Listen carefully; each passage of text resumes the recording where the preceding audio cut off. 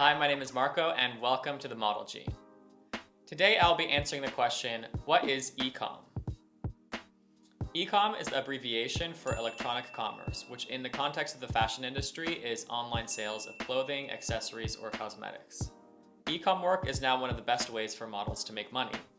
As online sales increase, brands are putting more emphasis in this area and are shooting content for e-commerce very frequently, thus providing models with more work opportunities.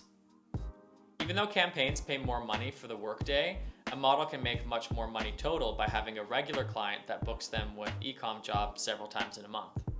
The traditional e-com work is shot in a studio with a plain background in order to best show off the garments, and models are typically in much more static poses.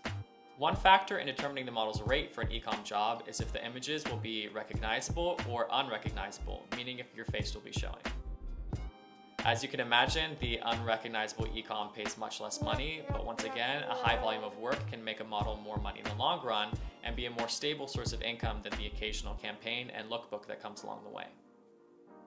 Many of the fast fashion brands are now using algorithmic analytics to determine the sales power of the models they're booking for e-com. The artificial intelligence looks how long people are spending on the web page, which of the models get people to click on an item, and even which models generate the highest sales. Even with unrecognizable e-com, certain bodies can be proven to sell more merchandise.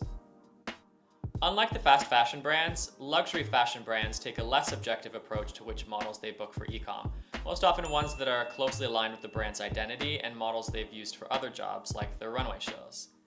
As an example, when my model Hugo booked the Burberry show as a worldwide exclusive, they were using him for e-com several times a week to the point to where their website looked like this.